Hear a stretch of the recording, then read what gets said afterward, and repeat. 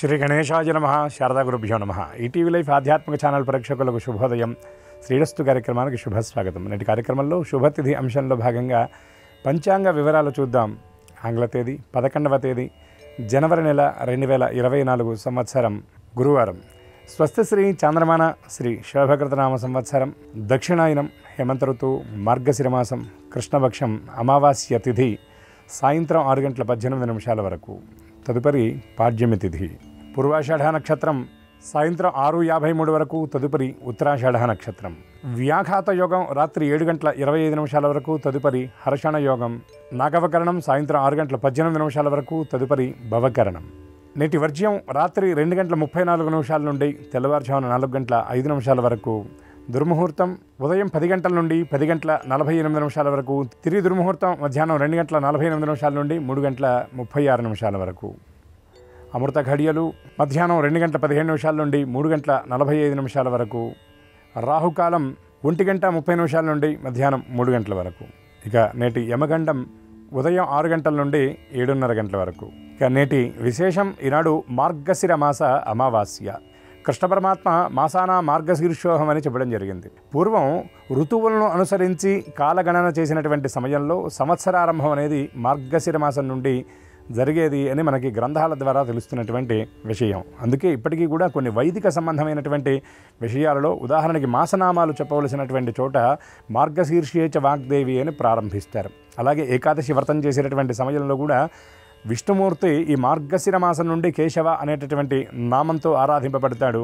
కేశవ ప్రభృతి దామోదర పర్యంతం 12 మాసాలు కూడా ఈ సంవత్సర ఏకాదశి వ్రతం చేసేటటువంటి వాళ్ళు చేస్తారు. అటువంటి విశేషమైనటువంటి మార్గశిర మాసం ఈ రోజుతో పూర్తవుతుంది. ఈ మార్గశిర మాసం యొక్క వైశిష్ట్యం ఏమిటి అంటే, ఒక రోజులో ప్రాతకాలానికి ఎంత విశేషమైతే ఉంటుందో సంవత్సరంలో ప్రాతకాలం వంటిది ఈ మార్గశిర మాసం. అందుకే ఈ మాసంలో రవి ధనుస్సులో ప్రవేశించిన తరువాత విష్ణువుకు సంబంధించినటువంటి విశేషమైనటువంటి అర్చన ధనుర్మాస వ్రతం అనేది తెల్లవారుజామునే జరుగుతుంది. అటువంటి మార్గశిర మాసంలో అమావాస్య అయినటువంటి ఈ రోజున నదీ స్నానం, సంగమ స్నానం, సముద్ర స్నానాదులు చేయటం, పితృయజ్ఞాది కార్యక్రమాలు నిర్వహించటం, అట్లాగే పితృదేవతలను ఉద్దేశించి అర్ఘ్య తర్పణాధికాలు నిర్వర్తించడం వల్ల వారందరూ కూడా సంప్రీతులవుతారు. అందున విశేషం ఏమిటి అంటే, ఈ దక్షిణాయనంలో ఇది చివరి అమావాస్య కనుక ఈనాడు పితృయజ్ఞం చేయటం వల్ల, అందులో గురువారం అమావాస్య కలిసి రావటం వల్ల అశ్వత్థ ప్రదక్షిణ గనక ఈనాడు చేసినట్లయితే బృహస్పతి గ్రహ అనుగ్రహం అనేది పరిపూర్ణంగా లభిస్తుంది. మార్గశిర మాసంలో గురువారానికి చాలా ప్రాశస్త్యం ఉన్నది. దీన్ని కొన్ని ప్రాంతాల్లో లక్ష్మీవారం అని కూడా పిలుస్తారు. ముఖ్యంగా విశాఖపట్నం పరిసర ప్రాంతాలలో కనక మహాలక్ష్మీదేవి యొక్క అర్చన చాలా విశేషంగా చేస్తారు. అలాగే లక్ష్మీ జయంతి అనేది కూడా అమావాస్య తిథి అని ఔత్రాహికుల యొక్క విశ్వాసం, కొన్ని గ్రంథాల్లో ఉన్నటువంటి విషయం కనుక ఈ గురువార ప్రదోషంలో లక్ష్మీ అర్చన చేయటం, లక్ష్మీ అమ్మవారిని ఉద్దేశించి దీపారాధన, ముఖ్యంగా సంధ్యాదీపం అనేది చాలా విశేషమైనటువంటి ఫలదాయకం ఈనాడు. అటువంటి లక్ష్మీవారంగా పిలువబడేటటువంటి ఈ మార్గశిర గురువారం నాడు గురుదేవత అనుగ్రహంతో పాటు మహాలక్ష్మి యొక్క అనుగ్రహానికి కూడా అందరూ పాత్రులవ్వాలని ఆశిస్తూ స్వస్తి.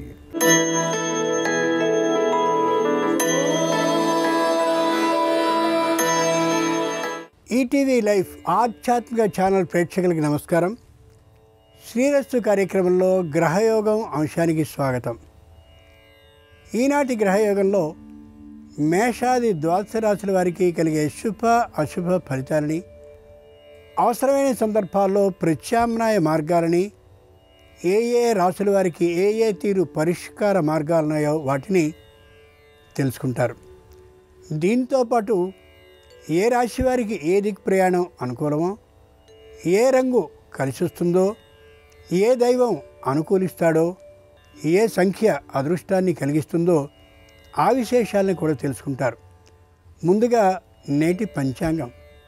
ఈరోజు గురువారం, అమావాస్య, పూర్వాషాఢ నక్షత్రం. ఇక నేటి గ్రహస్థితిని పరిశీలించి చూస్తే మేషంలో గురువున్నాడు, మీనంలో రాహువు, కేతువు కన్యలో ఉన్నారు.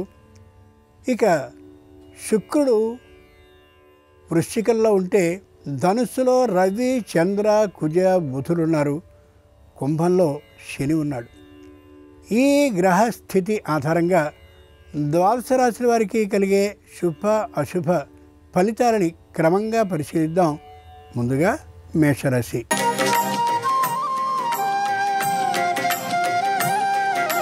ఈరోజు మేషరాశి వారి ఫలితాలని పరిశీలించి చూస్తే ఇంట్లో ఉండే స్త్రీజనం అంతా ఐకమత్యంతో ఉంటారు.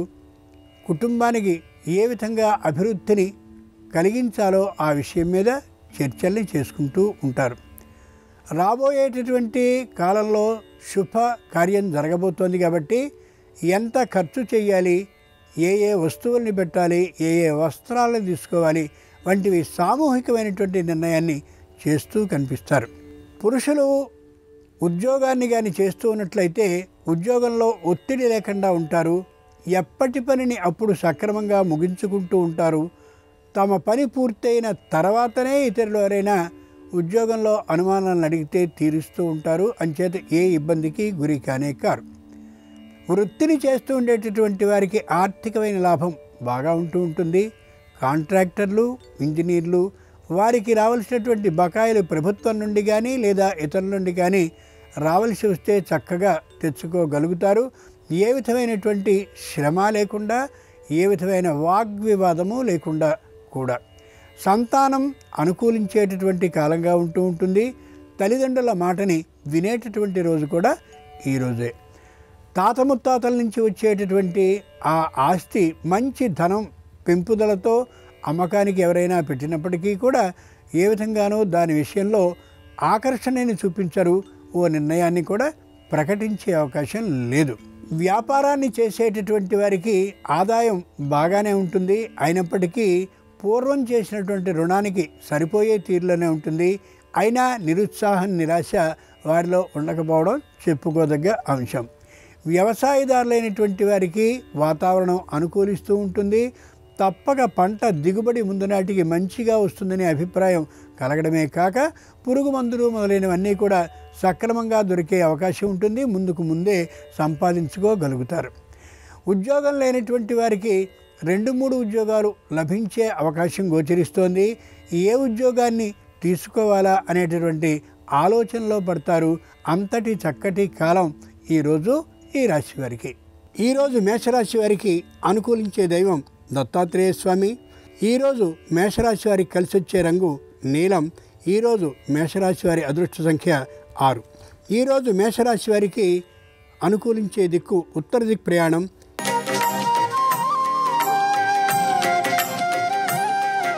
ఈరోజు వృషభ రాశి వారి ఫలితాలని పరిశీలించి చూస్తే సంతానం ఎక్కడో దూరంగా ఉన్నటువంటి కారణంగా సంతానం దగ్గరికి వెళ్ళి కొన్ని రోజుల పాటు గడిపి రావాలనే ఊహ కలుగుతూ ఉంటుంది. ఎంతైనా తోడబుట్టినటువంటి వారు, ఎంతైనా రక్త సంబంధం ఉన్నటువంటి వారు, ఎంతైనా తమ సంతానము వారితో ఎక్కువ కాలం గడపాలనే ఆలోచన ఉన్నప్పటికీ కూడా శారీరకమైనటువంటి ఆరోగ్యం సహకరించని కారణంగా కొద్ది నిరాశగా ఉండే అవకాశం గోచరిస్తోంది. ఆర్థికమైనటువంటి పుష్టితో ఉండేటటువంటి కారణంగా ఇక్కడ అక్కడ స్థలాలని కొనాలని ఎవరైనా ఒత్తిడి తెచ్చినప్పటికీ కూడా వాటన్నిటినీ అజమాయిషీ చేసుకోలేవనే ఆలోచనతో ఆ వైపు ఆలోచనతోనే ఉండరు. ముఖ్యంగా వ్యాపారాన్ని చేస్తూ ఉండేటటువంటి వారు వ్యాపార అభివృద్ధి కోసం మరొక సంస్థని ప్రారంభించాలని ఆలోచిస్తారు. అయితే తగినంతటి ధైర్యం లేక ఆగిపోయే అవకాశం ఉంది. ఇంతకుముందు పెట్టినటువంటి వ్యాపార సంస్థ పూర్తిగా ఒకప్పుడు మూసివేయబడినటువంటి కారణంగా తిరిగి ఆ సంస్థని పునరుద్ధరించాలనే ఆలోచన కలిగిన తగినంతటి మనోధైర్యం లేక ఆ జోలికే పోరు. ప్రస్తుతానికి మాత్రం ఉన్నట్లుగానే ఉంటారు తప్ప ఏ విధమైన మార్పులు చేర్పులు ఉండవు. తామున్నటువంటి ఇంటికి సంబంధించిన మరమ్మతుల్ని చేయడం, ఆ ఇంటికి సంబంధించినటువంటి సుందరీకరణ పనులు చేయడం అనే దాంట్లో ధ్యాసలో ఉండి సక్రమమైనటువంటి మార్గంలో సరైనటువంటి ప్రణాళిక ప్రకారం వాటిని చేస్తూ కనిపిస్తారు.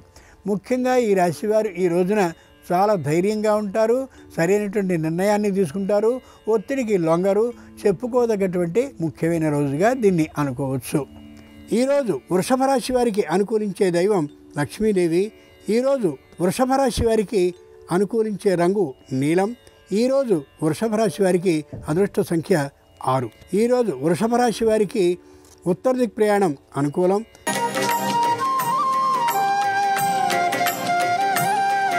ఈరోజు మిథున రాశి వారి ఫలితాలని పరిశీలించి చూస్తే పూర్వం కంటే పరిస్థితి కొంత మెరుగుగా అనిపిస్తూ ఉంటుంది.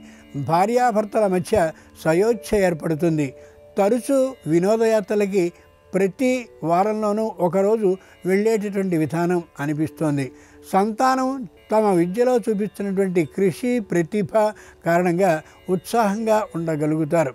వస్త్రాలని ఆభరణాలని మంచిగా అనుకున్నటువంటి తీరుగా కొనుక్కుంటూ ఉంటారు. ఆర్థికమైనటువంటి ప్రణాళిక ప్రకారమే ఖర్చు చేసుకుంటారు తప్ప ఆర్థిక ప్రణాళికకి మించి చేసేటటువంటి విధానం కనిపించదు. అక్కడే ఉన్నటువంటి ఇరుగు పొరుగు జనం అందరితోటి కూడా సహాయ సహకార బుద్ధిని ప్రకటిస్తూ అందరితోనూ అన్యోన్య భావంతో ఉండే అవకాశం గోచరిస్తోంది. ఇటువైపు తల్లిదండ్రులు అటువైపు తల్లిదండ్రులు అందరితోనూ కూడా మైత్రీ భావాన్ని కలిగించుకుంటూ ఉంటారు.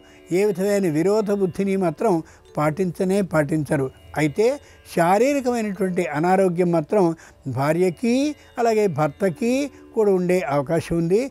ఆరోగ్యాన్ని మాత్రం ఇద్దరు ఖచ్చితంగా చూసుకుంటూనే ఉండాలి. ముఖ్యంగా పరీక్షల్ని చేయించుకుంటూ ఉండడం అవసరం ఈ రోజున ఈ రాశి వారికి. ఈరోజు మిథున రాశి వారికి అనుకూలించే దైవం శంకరుడు. ఈరోజు మిథున రాశి వారికి కలిసి వచ్చే రంగు ఎరుపు. ఈరోజు మిథున రాశి వారికి అదృష్ట సంఖ్య 6. ఈరోజు మిథున రాశి వారికి తూర్పు దిక్ ప్రయాణం శుభకరం.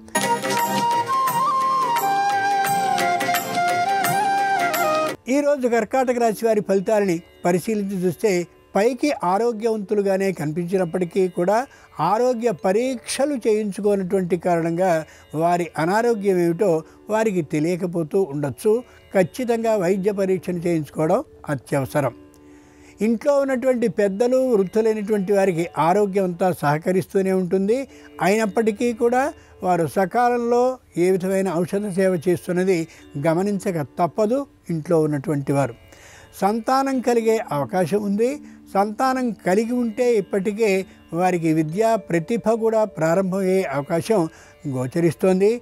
అంచేత వారిని ప్రత్యేకంగా కూర్చోబెట్టి సరైనటువంటి విద్య సరైనటువంటి బుద్ధి నేర్పడం తల్లిదండ్రుల యొక్క ప్రథమ కర్తవ్యంగా భావించి తీరాలి.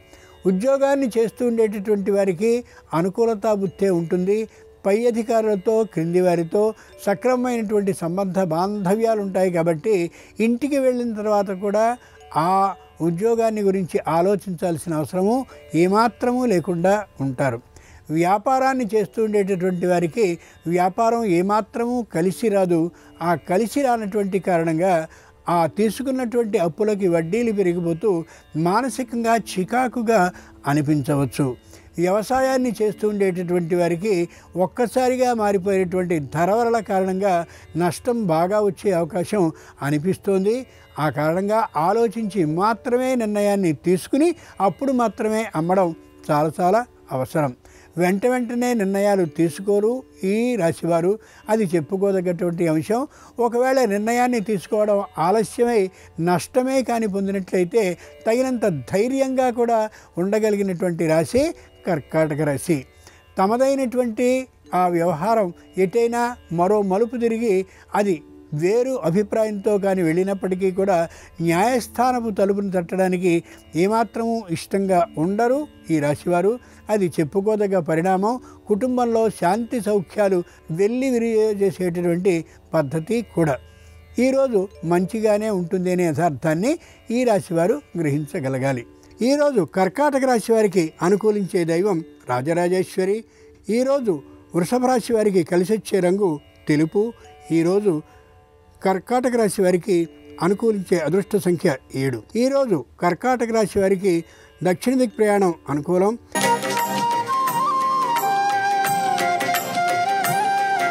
ఈరోజు సింహరాశి వారి ఫలితాలని పరిశీలించి చూస్తే రుణాన్ని తీర్చడం కోసం మరో రుణాన్ని చేసేటువంటి అవకాశం గోచరిస్తోంది. ఉన్నటువంటి వాహనాన్ని అమ్మేసి మరింత సొమ్ముని దానికి జత చేసి మరో పెద్దదైనటువంటి వాహనాన్ని కొనాలి అనే ఆలోచనకు వస్తారు. ఇంట్లో ఉన్నటువంటి కొడుకుకో లేక కూతురుకో వివాహాన్ని చేయదలిచి కొద్ది ఎచ్చుని చూపించుకోదలిచి వాహనాన్ని అమ్మివేయడం లేదా ఉన్నటువంటి ఇంటిని అమ్మి మరింత పెద్దదైనటువంటి ఇంటిని కొనాలనే ప్రయత్నాన్ని చేయడమో వంటివి చేస్తూ కనిపిస్తారు. ఇవి సరైన ఆలోచనలో కాదో వారికి వారే నిర్ణయించుకోగలగాలి, నిర్ణయించుకుంటారు కూడా. ముఖ్యంగా ఆధ్యాత్మికమైనటువంటి గురువుని దర్శిస్తారు. అంతకుముందు ఉన్నటువంటి మంత్రగురువులు ఎవరైతే ఉన్నారో ఆ మంత్రాన్ని ఉపదేశించిన గురువులేడ చెప్పలేనటువంటి భక్తిభావంతో ఉంటారు కూడా. తల్లి తండ్రి అనేటటువంటి వారేడ సంపూర్ణమైన గౌరవం ఉన్నప్పటికీ కూడా ఎప్పుడైనా ఏదైనా కోపంగా వచ్చినట్లయితే టక్కున మాట అనేసేటటువంటి కారణంగా తల్లిదండ్రుల్లో మానసికమైనటువంటి బాధ ఒకటి హెచ్చుగా కనిపిస్తూ ఉండొచ్చు. ముఖ్యంగా ఈ రాశివారు ఏ విధమైనటువంటి ఆలోచనని చేయదలిచినా అనాలోచనగానే చేసే అవకాశం గోచరిస్తోంది ఈ రోజున. అది ఏమాత్రమూ సరికాదు. మాట వరకు అని తరువాత ఆలోచించుకున్న నిర్ణయాన్ని ప్రకటించడం మంచిది తప్ప మాట అన్నాను కదా అనే అభిప్రాయంతో దాని మీదే నిలబడ్డట్టయితే ఇబ్బంది పడే అవకాశం ఈ రాశి వారికి ఈ రోజున గోచరిస్తోంది. ఈరోజు సింహరాశి వారికి అనుకూలించే దైవం శంకరుడు. ఈరోజు సింహరాశి వారికి కలిసొచ్చే రంగు ఎరుపు. ఈరోజు సింహరాశి వారి అదృష్ట సంఖ్య 9. ఈరోజు సింహరాశి వారికి కలిసొచ్చే దిక్కు పశ్చిమ దిక్కు ప్రయాణం.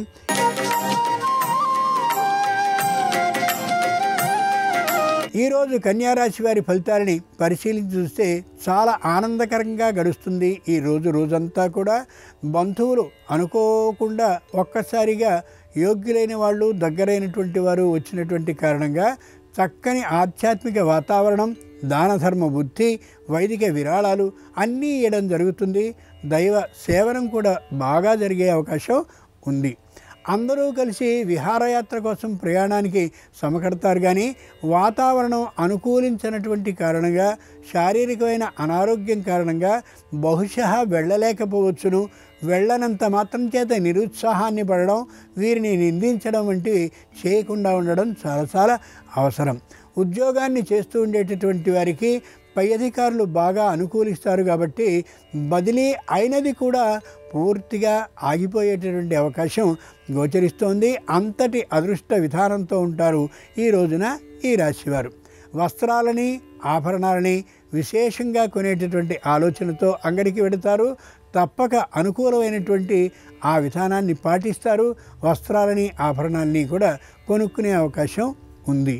రాబోయే కాలంలో ఓ శుభవార్త వినబడుతుందనేటటువంటి ఆలోచన కలిగి కావలసినటువంటి బంగారాన్ని, వస్త్రాలని కూడా దాదాపుగా కొనేస్తారు. అయితే ఆ శుభకార్యం కొద్దిగా వాయిదా పడేటటువంటి కారణంగా నిరుత్సాహంతో ఉంటారు. దుఃఖపడాల్సిన అవసరం మాత్రం లేదు. తప్పక కార్యక్రమం జరిగే అవకాశం ఉంది ముందు నాటికి. మొత్తానికి ఈరోజు ఈ రాశి వారికి అనుకూలంగానే ఉంటుంది. ఈరోజు కన్యారాశి వారికి అనుకూలించే దైవం దత్తాత్రేయుడు. ఈరోజు కన్యారాశి వారికి కలిసొచ్చే రంగు నీలం. ఈరోజు కన్యారాశి వారి అదృష్ట సంఖ్య 1. ఈరోజు కన్యారాశి వారికి వాయవ్యదిక్ ప్రయాణం అనుకూలం.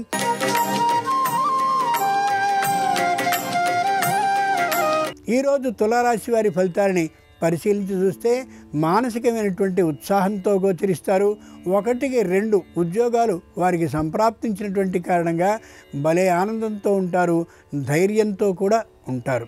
తల్లిదండ్రుల ఆరోగ్యం సక్రమంగా ఉండేటటువంటి కారణంగా ఏదైనా సరే పుణ్యక్షేత్రానికి కానీ, తీర్థయాత్ర కానీ వెళ్ళాలనే ఆలోచనతో ఉంటారు. అది ఆలోచన వరకే అవుతుంది.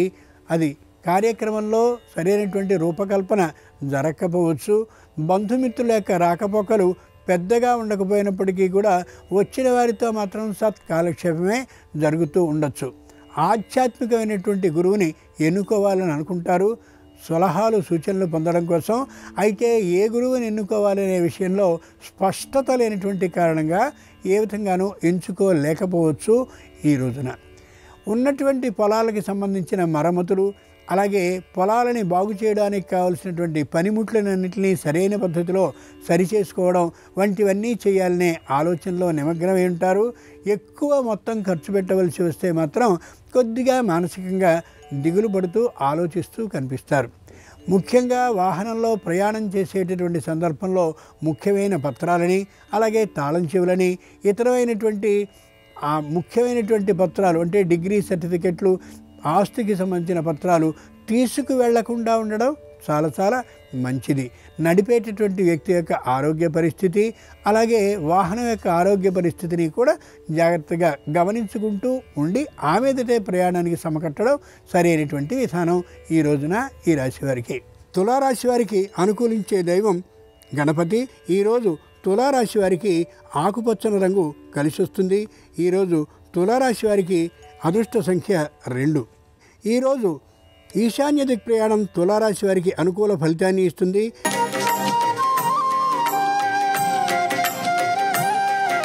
ఈరోజు వృశ్చిక రాశి వారి ఫలితాలని పరిశీలించి చూస్తే తేలు కుట్టినంత బాధపడేలాగా మాటని తోలనాడతారు. ఎదుటివారు తప్పక దీని గురించి మానసికమైనటువంటి అనుతాపంతో ఉండే అవకాశం గోచరిస్తోంది. ఇంట్లో ఉండేటటువంటి అందరికీ ఐకమత్య భావన ఈరోజు ఏమాత్రము ఉండకపోవచ్చు. ఒకవేళ ఉన్నట్లు కనిపించినా అది తాత్కాలికమైనటువంటి నటనే అవుతుంది తప్ప సంపూర్ణ ఐకమత్యం ఉండే రోజు మాత్రం ఇది కాకపోవచ్చు. ఇష్టం వచ్చినట్టుగా వస్తువులన్నింటినీ కొనేస్తూ కొన్నటువంటి వస్తువుల్ని ఒకచోట జాగ్రత్త చేసుకోవడం, ఒబ్బిడి చేసుకోవడం వంటివి ఈ రాశి వారికి ఈ రోజున ఉండకపోవచ్చు. అంతకు ముందెప్పుడో చేసినటువంటి ఆస్తికి సంబంధించిన లావాదేవీ పత్రాలు కనిపించకపోవడం, లేదా కనిపించినప్పటికీ అందులో 1-2 పత్రాలు అతి ముఖ్యమైనవి కనిపించకపోవడం వంటి వాటి కారణంగా రోజంతా కూడా కుటుంబం అంతా అశాంత వాతావరణంలోనే ఉండే పరిస్థితి గోచరిస్తోంది. విదేశాల నుండి వచ్చినటువంటి వ్యక్తులు ఈ రాశిలో కానీ ఉన్నట్లయితే సకాల భోజనం, సకాల నిద్ర వారు చేయనటువంటి కారణంగా వారి ఆరోగ్యము దెబ్బతినే అవకాశం ఉంది. వారితో పాటు వారికి సంబంధించినటువంటి ఈ కుటుంబ సభ్యుల యొక్క ఆరోగ్యం కూడా తాత్కాలికంగా దెబ్బతినేలా ఉంది. కాబట్టి ఆహార విహారాల విషయంలోనూ, అలాగే సకాల నిద్ర, సకాల భోజన విషయంలోనూ తగిన శ్రద్ధని ఈ రాశివారు పాటించి తీరాల్సిందే. వ్యవసాయానికి సంబంధించినటువంటి క్షేత్రాలని చూసేటటువంటి వారు సంపూర్ణమైనటువంటి ఆనందంతో ఉంటారు. చెప్పుకోదగ్గ కష్ట నిష్ఠురాలు ఏమాత్రమూ లేనటువంటి కారణంగా. అయితే పంట కాలువలకు మాత్రం సరైనటువంటి మార్గాలు ఉండేలా చూసుకోవడం అవసరం. లేని పక్షంలో పొలాలన్నీ ఇవక వేసి నీటి కారణంగా దెబ్బతినే అవకాశం ఉంటుంది. కాబట్టి ముందునటికి ఈరోజు వృశ్చిక రాశి వారికి అనుకూల దైవం ఆంజనేయ స్వామి. వృశ్చిక రాశి వారికి కలిసి వచ్చే రంగు పసుపు. వీరి అదృష్ట సంఖ్య 3. ఈరోజు వృశ్చిక రాశి వారికి ఆగ్నేయ దిక్ ప్రయాణం అనుకూలం.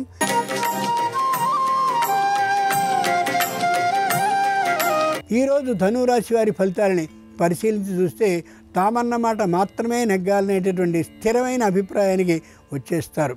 ఈ అభిప్రాయం వారిది కాదు, వారికి వెనుక నుండి ఉండేటటువంటి వ్యక్తులతో అవుతూ ఉంటుంది.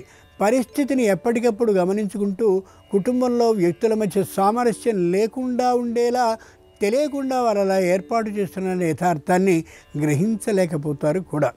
ఇంట్లో ఉన్నటువంటి ముఖ్యమైన వస్తువుల్లో ఒక వస్తువు కనిపించకపోవడమో, లేక ఒక వస్తువు చౌర్యానికి గురవడమో అయ్యే అవకాశం ఉంది. కాబట్టి 1-2 మార్లు ఎప్పటికప్పుడు తీసిన వస్తువుని తీసిన చోట పెడుతూ ఉండడం, వస్తువులన్నీ సక్రమంగా ఉన్నది లేనిది అజమాయిషీ చేసుకుంటూ ఉండడం ఎంతైనా అవసరం. ఇంట్లో ఉన్నటువంటి పని వాళ్ళని ఎంతవరకు అనుమతించాలో అంతవరకే అనుమతించడం మంచిది తప్ప విశేషమైనటువంటి దగ్గరతనాన్ని వారితో ఏర్పాటు చేసుకోవడం ఏమాత్రము సరి కానే కాదు.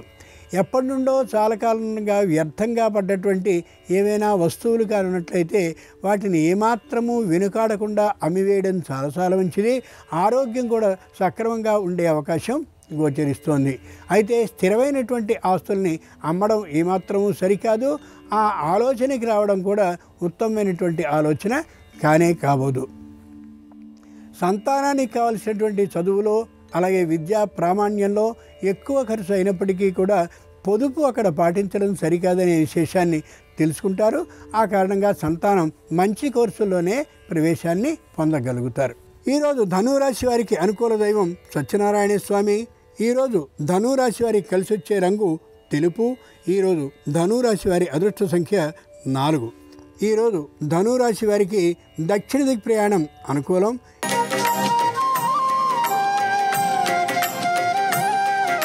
ఈరోజు మకర రాశి వారి ఫలితాలని పరిశీలించి చూస్తే తాము అనుకున్నటువంటిది మాత్రమే సాధింపబడాలి అని అనుకుంటారు. వారికి కానీ ఒకవేళ పొలాలు కానీ ఉన్నట్లయితే మంచి ధర పలికేటటువంటి అవకాశం కారణంగా వాటిని అమ్మాలనే ఆలోచన ముందు నాటికి ఉన్నప్పటికీ కూడా తక్కువ ధరకు వచ్చినటువంటి పొలాలని దీనికి సరిపోయినటువంటి వాటిని మరికొన్నిటిని కొంటారు తప్ప ఉన్నదాన్ని అమ్మడానికి ఏమాత్రం ఇష్టపడరు. ఇలా చేయబడే రుణాన్ని సత్వ్యయము అంటారు. మంచి ఆస్తిని కొనడానికి చిన్నదైన ఆస్తిని అమ్మడం అనేదాన్ని సత్వ్యయము అంటారు. అట్లాంటి సద్వ్యయాన్ని మాత్రమే చేస్తారు. తల్లిదండ్రులకి ఈ విధమైన విధానం నచ్చకపోవచ్చు, కానీ వీరు చేసేటటువంటిది సరైనటువంటి పని యథార్థం తరువాతి కాలంలో వారికి తెలుస్తుంది. సంతానానికి సంబంధించినటువంటి చదువు కూడా మంచి అనుకూల దృష్టితో ఉండేలాను, సంతానం కూడా చక్కనటువంటి చదువులో ఉంటున్నటువంటి కారణంగాను, ఎక్కువ కృషిని ఆ చదువు మీద చూపిస్తూ ఉన్న కారణంగాను తల్లిదండ్రులు తాత ముత్తాతలు ఆనందంతో ఉబ్బి తబ్బిబ్బయ్యే అవకాశం గోచరిస్తోంది. శారీరకమైనటువంటి అనారోగ్యం రాకుండా సంతానానికి 1-2 మార్లు పరిశీలించుకుంటూ ఉండాలనే విశేషాన్ని ఎప్పుడూ మర్చిపోకూడదు. ముఖ్యంగా కుటుంబంలో అందరి ఆరోగ్య పరీక్షల్ని తేలికపాటివి చేసుకోవాలి, అది అవసరం. ఏదైనా ముఖ్యమైనది ఉన్నట్లయితే ఆ మెదడు పరీక్షలు చేయించుకోవడం అవసరం. ఏమైనా ఈ రాశి వారికి ఈరోజు చెప్పుకోదగ్గ కష్టనిష్ఠురాలు ఏమాత్రము ఉండవు. కుటుంబం అంతా శాంత స్థితిలో ఉంటుంది. ఈరోజు మకర రాశి వారికి అనుకూలించే దైవం లక్ష్మీ నృసింహస్వామి. ఈరోజు మకర రాశి వారికి ఎరుపు రంగు కలిసి వస్తుంది. ఈరోజు మకర రాశి వారి అదృష్ట సంఖ్య 7. ఈరోజు మకర రాశి వారికి తూర్పు దిక్ ప్రయాణం అనుకూలం.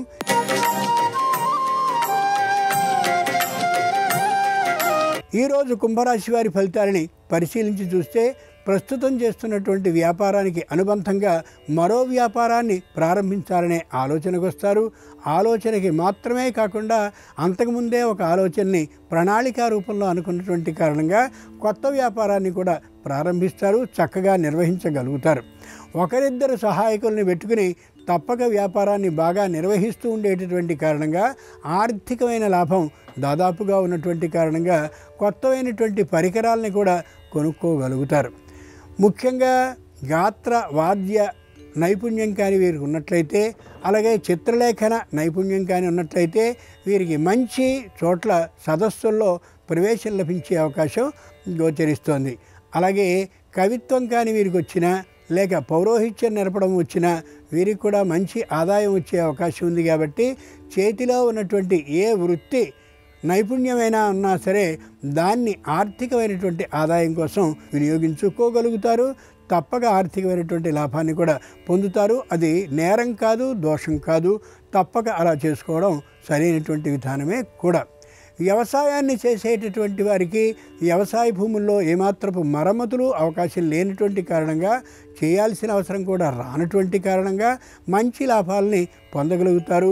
మంచి దిగుబడులని తెచ్చుకోగలవనేటటువంటి దృఢమైనటువంటి విశ్వాసంతో ఉంటారు ఈ రోజున ఈ రాశివారు. ఈరోజు కుంభరాశి వారికి అనుకూలించే దైవం లక్ష్మీదేవి. ఈరోజు కుంభరాశి వారికి కలిసి వచ్చే రంగు నీలం. ఈరోజు కుంభరాశి వారికి అనుకూలించే అదృష్ట సంఖ్య 1. ఈరోజు కుంభరాశి వారికి ఉత్తర దిక్ ప్రయాణం శుభకరం.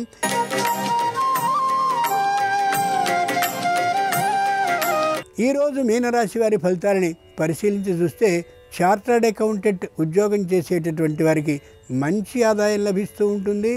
అంతేకాక ప్రతి వారితోనూ చక్కనైనటువంటి ఆదరణ బుద్ధి కలిగి వ్యవహరిస్తూ ఉంటారు. తల్లిదండ్రుల ఆరోగ్యం కూడా చక్కగా ఉండేటటువంటి కారణంగా వారిని తీర్థయాత్రలకి తీసుకెళ్లాలనే ఉత్తమ ఆలోచన కలిగిన వారు కూడా అవుతారు. పాత చేసినటువంటి ఏ బకాయిలు అయితే ఉన్నాయో ఆ బకాయిలన్నింటినీ కూడా తీర్చుకోగలుగుతారు. తీర్చుకున్నటువంటి కారణంగా సంఘంలో కీర్తి ప్రతిష్టలు ఏమాత్రము కూడా తగ్గకుండా ఉండగలుగుతారు. తామున్నటువంటి ఇంటిని మరికాస్త పెద్దది చేసి ఆవుల్ని పెంచాలని, లేక ఇంకా ఇతరమైనటువంటి పక్షుల్ని పెంచాలని కొత్తదైనటువంటి ఊహలు కలిగి వాటిని కూడా పోషిస్తూ ఉంటారు. మొత్తానికి ఈ రోజున ఈ రాశివారు సత్ ఆలోచనలతోనే ఉంటారు.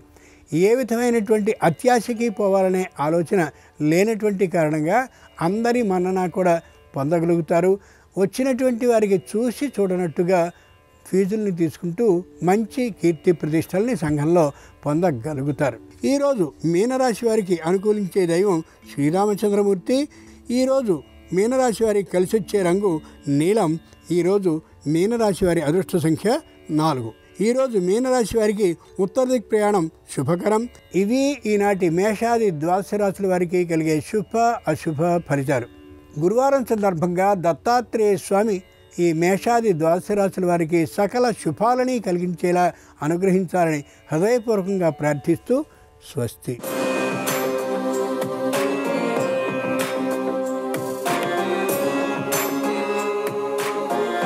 నమస్కారం. శ్రీరస్తు కార్యక్రమంలో పరిహారాలు పరిష్కారాలు అనే శీర్షికకి స్వాగతం. ఈరోజు మార్గశిర మాసంలో వచ్చే అమావాస్య, దీన్ని బకుల అమావాస్య అనే పేరుతో పిలుస్తారు. ఈ బకుల అమావాస్య సందర్భంగా ఆర్థిక ఆరోగ్య కుటుంబ సమస్యలన్నీ తొలగింపజేసుకోవటానికి, అనేక మార్గాలలో ఆదాయాన్ని పెంపొందింపజేసుకోవటానికి మిరియాలకు సంబంధించినటువంటి, మెంతులకు సంబంధించినటువంటి ఎలాంటి పరిహారాలు పాటించాలో నేటి పరిహారాలు పరిష్కారాలు అనే శీర్షికలో పరిశీలిద్దాం. మార్గశిర అమావాస్య సందర్భంగా మిరియాల పరిహారం కుటుంబంలో చక్కటి పురోభివృద్ధిని కలిగింపజేస్తుంది. నరదృష్టి దోష నివారణకు, వృత్తిపరంగా ఎదగటానికి మిరియాల పరిహారం అద్భుతంగా సహకరిస్తుంది. జ్యోతిష శాస్త్రపరంగా జంటగ్రహాలైనటువంటి శని శుక్రులకు సంబంధించినవి మిరియాలు.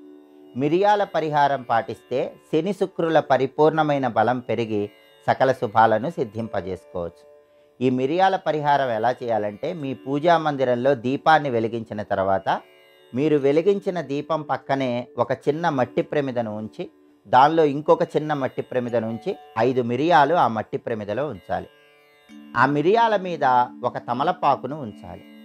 ఆ తమలపాకు మీద పసుపు కుంకుమ వేస్తూ ఓం నమో నారసింహాయ అని 21 సార్లు చదువుకోవాలి. అలా చదివిన తర్వాత మిరియాలు ఉన్నటువంటి ఆ ప్రమిదకు ధూపం వేసి అగరబత్తులు చూపించి, ఆ ప్రమిదలో ఉన్నటువంటి 5 మిరియాలు ఒక ఎరుపు రంగు వస్త్రంలో మూటగట్టి మీరు బూడిద గుమ్మడికాయ తగిలించుకునే ఉట్టికి కట్టాలి. మీకు ఇంట్లో బూడిద గుమ్మడికాయ ఉట్టి అందుబాటులో లేకపోతే ఎర్రటి వస్త్రంలో కట్టినటువంటి ఆ 5 మిరియాలను, ఆ మూటని ఇంటి గుమ్మం ముందు తగిలించుకోవాలి. ఇలా మార్గశిర అమావాస్య ప్రారంభించి 11 అమావాస్యలు చేయాలి. అంటే ప్రతి అమావాస్యకి ఒక ఎర్రటి వస్త్రంలో ఇలా పూజ చేసినటువంటి 5 మిరియాలు మూటగట్టి ఆ మూటని గుమ్మం ముందు తగిలించాలి. 11 అమావాస్యలు పూర్తయిన తర్వాత ఈ 11 మూటలు ఎక్కడైనా పారే నీళ్లలో వదిలిపెట్టాలి, లేదా ఎవరు తొక్కని చోట చెట్టు మొదట్లో వేయాలి. ఇలా చేస్తే మీ ఇంటికి ఉన్నటువంటి దృష్టి దోషాలన్నీ తొలగిపోతాయి. అలాగే ఇంట్లో సభ్యులందరికీ వృత్తిపరంగా మంచి పురోభివృద్ధి ఏర్పడుతుంది. కుటుంబ సమస్యలను కూడా అధిగమించటానికి ఈ మిరియాల పరిహారం విశేషంగా సహకరిస్తుంది. ఇలా పరిహారం చేసిన తర్వాత సాయంకాలం పూట కొద్దిగా కర్పూరము, 8 నల్ల మిరియాలు తీసుకుని వాటిని దక్షిణ దిక్కు వైపు వెలిగించాలి. అలా వెలిగించిన తర్వాత ఒక ప్రమిదలో నువ్వుల నూనె పోసి దీపాన్ని వెలిగించి, ఆ దీపంలో కొన్ని నల్ల మిరియాలు ఉంచి, నల్ల మిరియాలు వేసిన ఆ దీపాన్ని మీ ఇంట్లో దక్షిణ దిక్కులో వెలిగేలా చూడాలి. ఈ మిరియాల పరిహారం పాటించడం ద్వారా కుటుంబంలో మంచి సత్ఫలితాలను సిద్ధింపజేసుకోవచ్చు. అలాగే మార్గశిర అమావాస్య సందర్భంగా మెంతుల పరిహారం పాటించడం ద్వారా కూడా సకల శుభాలను సిద్ధింపజేసుకోవచ్చు. ఆర్థికంగా ఎదగటానికి, వృధా ఖర్చులు తగ్గింపజేసుకోవటానికి, ఆదాయ మార్గాలు పెరగటానికి మార్గశిర అమావాస్య నాడు పాటించే మెంతుల పరిహారం విశేషంగా సహకరిస్తుంది. ఈ మెంతుల పరిహారం ఎలా చేయాలంటే, ఒక ఎరుపు రంగు వస్త్రాన్ని తీసుకొని ఆ ఎరుపు రంగు వస్త్రంలో కొన్ని మెంతులు ఉంచి మూట కట్టి ఆ మూటను మీ పూజా మందిరంలో ఉంచాలి. పూజా మందిరంలో దీపారాధన చేసిన తర్వాత ఆ మూటకి పసుపు కుంకుమ అక్షింతలతో పూజ చేస్తూ ఓం అశ్వలక్ష్మ్యై నమో నమః అని 21 సార్లు చదువుకోవాలి. ఆ తర్వాత ఆ మెంతుల మూటకి హారతి ఇచ్చి ధూపం వేసి అగరబత్తులు వెలిగించాలి.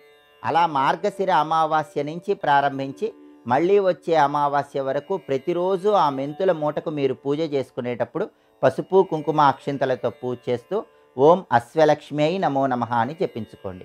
మళ్ళీ వచ్చే అమావాస్య రోజు ఆ మూటను విప్పి ఆ మూటలో ఉన్నటువంటి మెంతులను పొడి చేసి మీరు ఆహారంలో వినియోగించుకోండి. ఆ ఎర్రటి వస్త్రాన్ని బీరువాలో దాచిపెట్టుకోండి. ఇలా చేస్తే అశ్వలక్ష్మీదేవి రూపంలో ఉన్న లక్ష్మీ కటాక్షానికి పాత్రులై ఆర్థికంగా మంచి పురోభివృద్ధిని సాధించవచ్చు. వృధా ఖర్చుల తీవ్రతను తగ్గింపజేసుకోవచ్చు. ఆదాయ మార్గాలు పెంపొందింపజేసుకోవచ్చు. బకుళ అమావాస్య సందర్భంగా మిరియాల పరిహారము, మెంతుల పరిహారం పాటించడం ద్వారా సకల శుభాలను సిద్ధింపజేసుకోవచ్చు. రేపు శుక్రవారం సందర్భంగా శ్రీ మహాలక్ష్మీదేవి చిత్రపటాన్ని గృహంలో ఏ విధంగా ఏర్పాటు చేసుకుంటే లక్ష్మీ కటాక్షం సులభంగా కలుగుతుందో, పాదరస లక్ష్మీదేవికి సంబంధించిన ఎలాంటి పరిహారాలు పాటించడం ద్వారా ధనపరంగా మంచి ప్రయోజనాలు సిద్ధింపజేసుకోవచ్చు, రేపటి పరిహారాలు, పరిష్కారాలు అనే అంశంలో పరిశీలిద్దాం. నమస్కారం.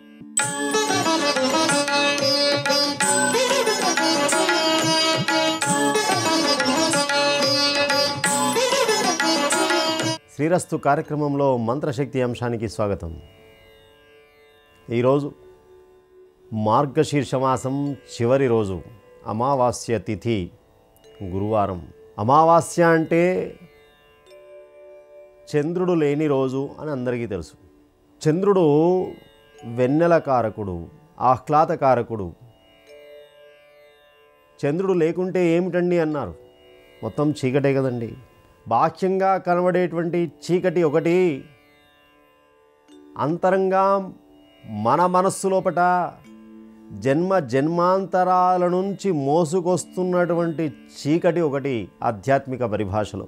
ఆ తిమిరాన్ని, అజ్ఞానం అనేటువంటి చీకటిని పోగొట్టుకోవాలంటే గురువు అనేటువంటి ఒక దీపపు వెలుగులో, జ్ఞానం అనేటువంటి వెలుగు ద్వారా మాత్రమే అజ్ఞానం అనేటువంటి చీకటి తొలగిపోతుంది.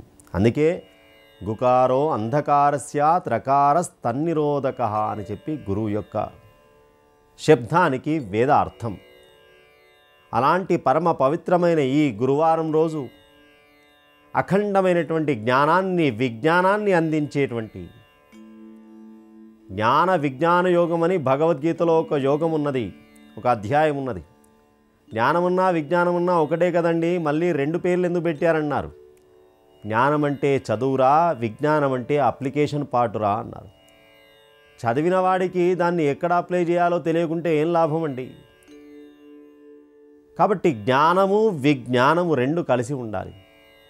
జ్ఞానము విజ్ఞానము కలిసి ఉండాలంటే గురువు యొక్క అనుగ్రహాన్ని మనం సంపాదించాలి.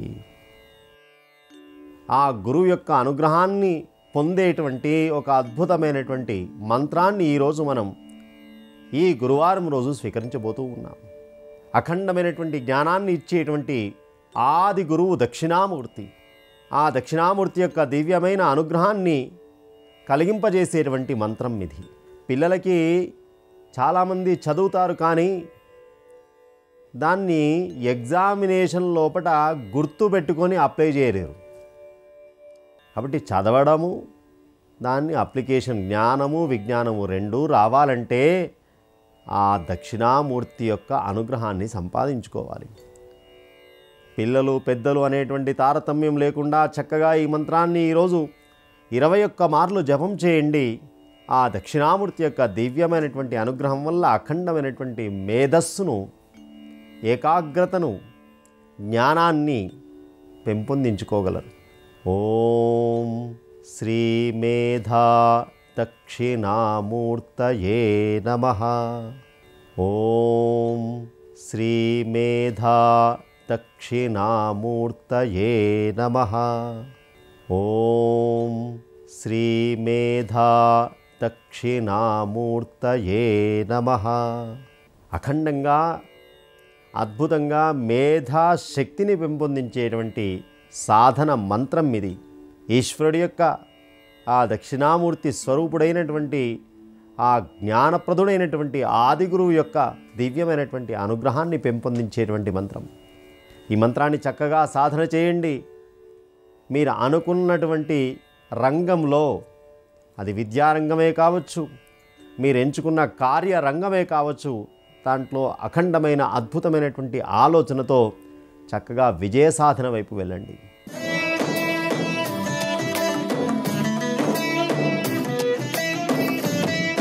ధర్మసారం కార్యక్రమానికి సాదర స్వాగతం. ధర్మాలలోని సూక్ష్మాలు, మన వేదాంతంలో ఉన్న రహస్యాలు తెలుసుకుంటున్నాం కదా. ఎన్ని తెలుసుకున్నా ఆచరించాలి, ఆచరించడానికి ప్రయత్నం చేయాలి. ఆ దిశగానే మన ధర్మసారం కార్యక్రమం ముందుకు వెళ్తోంది. ఆదరిస్తున్న అందరికీ సాదరంగా స్వాగతం పలుకుతూ అందరూ కాశీకి వెళ్తూ ఉంటారు. కాశీ క్షేత్రంలో విశ్వనాథుణ్ణి దర్శించి అన్నపూర్ణేశ్వరిని కొలిచి కాశీలో ఏదో ఒక తమకు ఇష్టమైన పదార్థాన్ని విడిచిపెట్టేస్తూ ఉంటారు. ఇది అందరికీ పరిచితమైన విషయమే. మన ఇంటికి ఎవరైనా అతిథులు వస్తే వాళ్ళని అడగవలసి వస్తుంది, మీరేం తింటారు? వాళ్ళు చెప్తారు, మేము వంకాయ తినవండి, దొండకాయ తినవండి, ఇంకొకటి తినవండి, ఇంకొకటి తినవండి అంటారు. ఏమిటి అంటే మేము కాశీలో వదిలేసాం.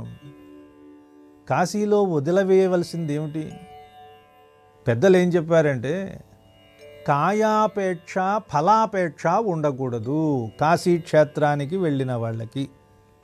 ఈ మాట ఎప్పటిది అంటే అత్యంత ప్రాచీన కాలంలో కాశీకి వెళ్ళినా కాటికి వెళ్ళినా ఒకటే అనేవాళ్ళు. ఎందుకంటే ఆ రోజుల్లో రవాణా సౌకర్యాలు లేవు కదా. ఒకసారి బయలుదేరి వెళ్ళారంటే వాళ్ళ జీవితంలో కాశీకి వెళ్ళి మళ్ళీ తిరిగి రావటం ఉండదు.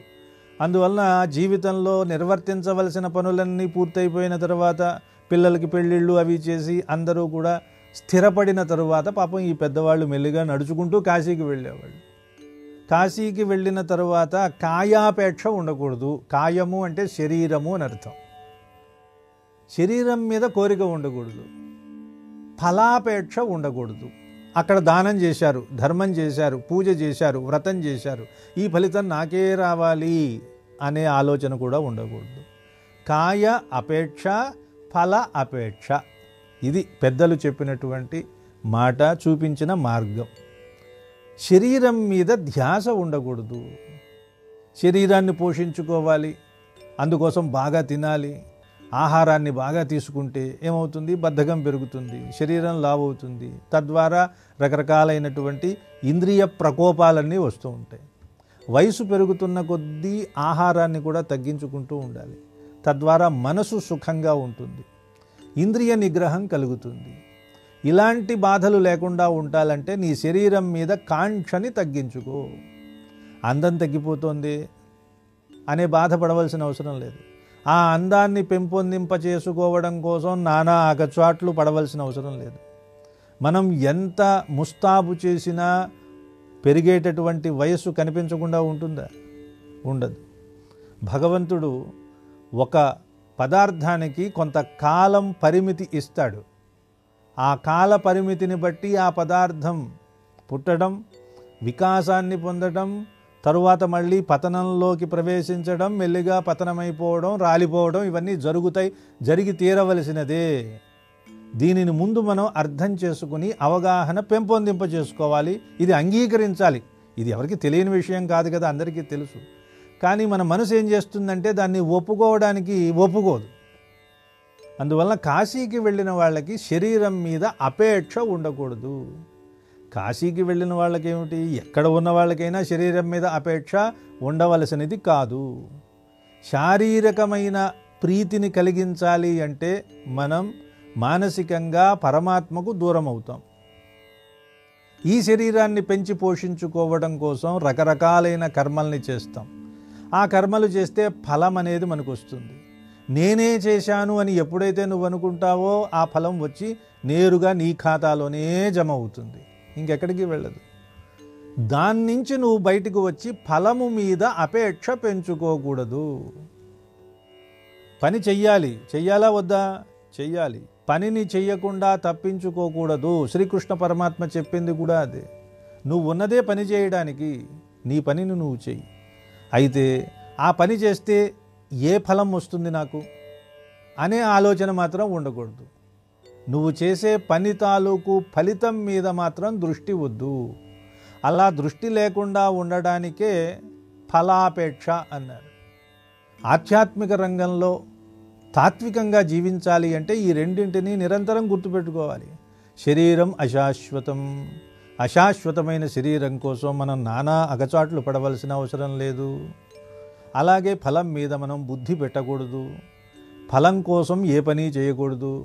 మన కర్తవ్యం కాబట్టి ఆ కర్తవ్యాన్ని నిర్వర్తించడానికి పని చెయ్యాలి, అనుకుని చెయ్యాలి తప్ప లాభం వస్తుందని పని చేయకూడదు.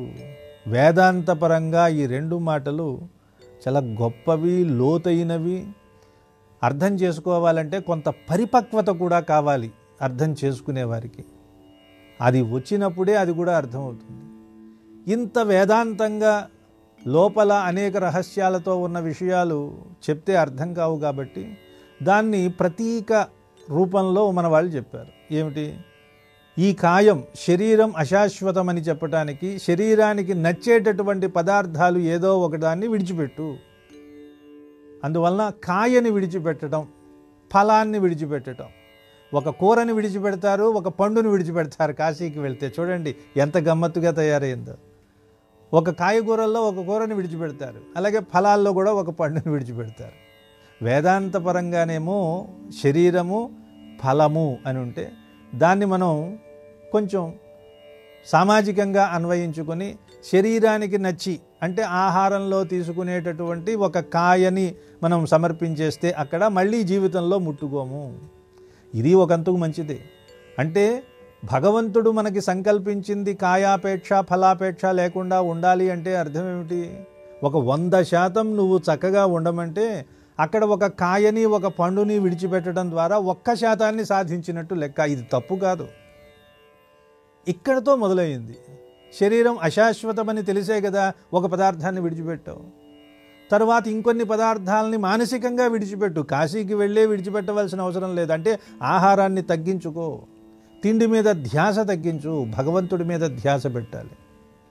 అలాగే ఫలాపేక్ష, ఫలాన్ని కూడా ఒకదాన్ని నువ్వు విడిచిపెట్టావు. విడిచిపెట్టావంటే ఏమిటి? దాని మీద ఆసక్తి లేదని అర్థం. నువ్వు చేసే పని చేసేవాడివి నువ్వు కాదని, భగవంతుడే చేయిస్తున్నాడని, చేయించేది ఆయనే, చేసేది ఆయనే, చేసిన తర్వాత వచ్చే ఫలం కూడా భగవంతుడే అన్న విషయాన్ని తెలుసుకుని ఫలాపేక్ష లేకుండా ప్రవర్తించు. ఇలా మానవుడు గనక జీవితాన్ని ఆచరించినట్లయితే నిత్యము ఆనందంగా ఉంటాడు. ఆ ఆనందాన్ని తానే ఉంచుకోకుండా మిగిలిన వాళ్ళకు కూడా పంచుతాడు.